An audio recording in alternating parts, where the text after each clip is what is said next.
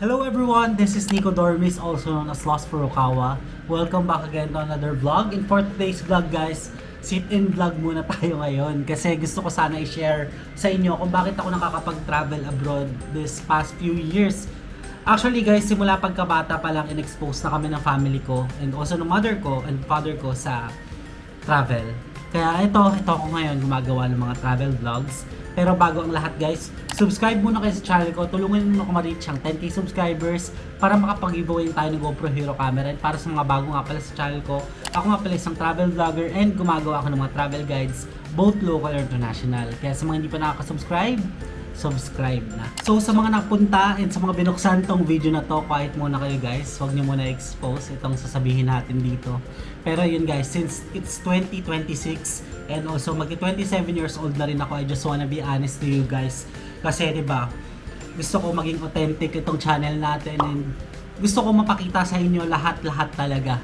And gusto ko na maging honest guys talaga sa pinapakita ko sa inyo. So, ayun kasi guys, meron tayong tinatago na open secret actually. Open secret siya kung may tuturing guys kasi alam yun ng friends ko and also ng family ko and also yung mga katrabaho ng mother and father ko. Please, no bashing.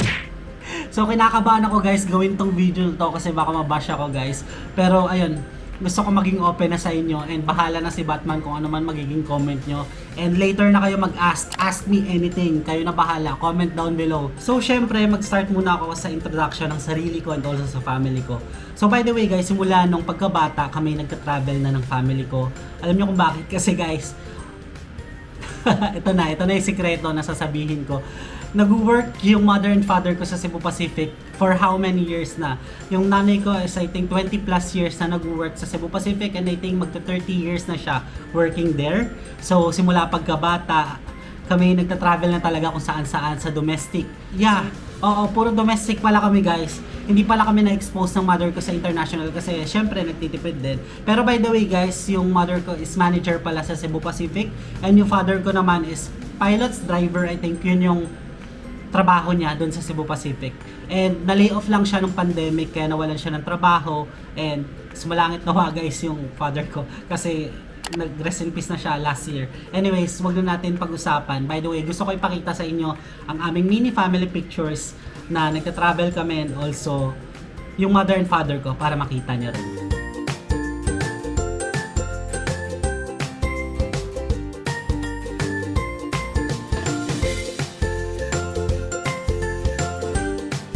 So syempre sa mga nag-aabang, ito na nga yung inaabangan nyo, yung perks and also yung sa staff travel. So guys, gusto ko explain sa inyo what staff travel means. So meron siyang separate counter sa airlines or sa airport and doon kami pumipila kasi dependent kami ng Cebu Pacific employee.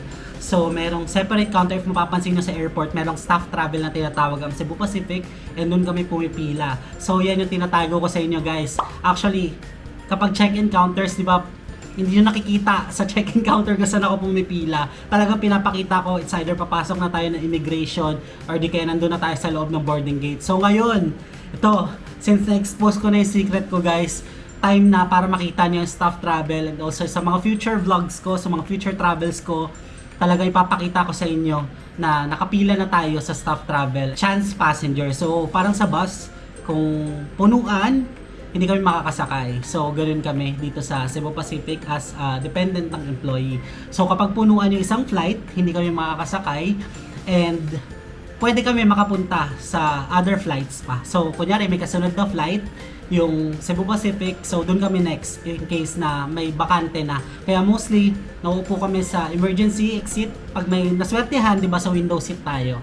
So, that's random seat guys. Minsan, pwede naman pasabi sa check-in counter doon sa mismong staff travel if in case na meron kayong desired seat as an employee. So, hindi lang naman ako nakaka-experience ito, halos lahat din ng dependents ng Cebu Pacific Airline employees. So, by the way guys, this is permitted or may permission to ng mother ko kasi nagpaalam muna ako. So, talagang pumayag siya para i-expose tong secret namin, open secret na. So, ito na nga guys yung hinihintay nyo, which is yung perks ng dependent ng isang airline employee.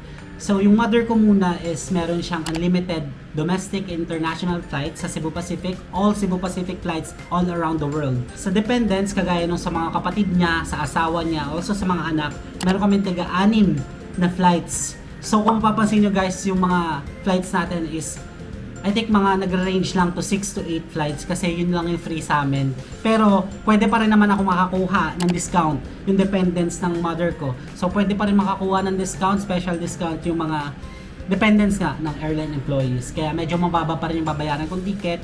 And itong flights na to, yung free flights namin, ang binabayaran lang namin dyan is terminal fee and also yung ano yung tawag dito, yung travel tax, ayan. So, yung flight namin talaga is 0. So, terminal fees lang and travel tax.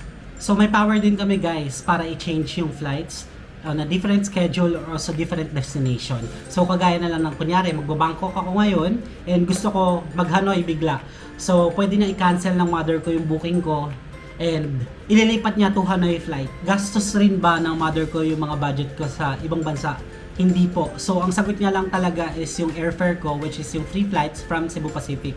Pero yung hotel, activities, transpo, it all comes with my budget, guys. So, kung may budget tayo, syempre go tayo. Pero kung wala, syempre ipon muna. Kaya sinasabi ko sa inyo, mag-ipon muna kahit libre yung flights ko.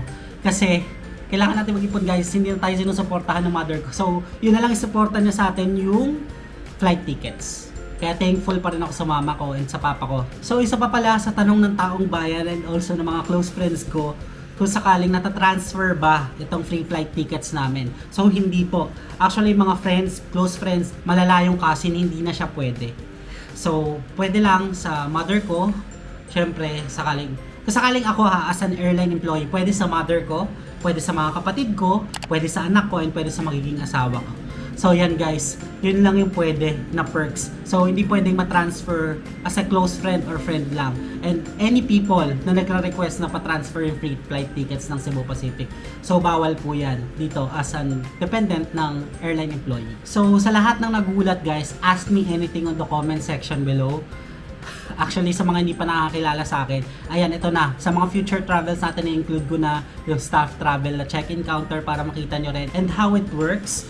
Also, ano pa yung mga na-discuss ko? I think yun lang naman guys, yung mga perks. So, ulitin ko, to summarize lang yung perks, is may 6 kami na flights or free flights to domestic and international. Mix na yun guys, annually. So, nagre-reset siya kada January and hindi siya pwede ma-carry over to the next year, I think. So, yun yung perks. So, expect nyo na magiging 6 or pwede pa madagdagan or mabawasan yung flights if budget permits talaga guys. So I think yun lang naman. Kung sakali may mga tanong kayo, actually atat na kayo magtanong, yan, ask me anything on the comment section below.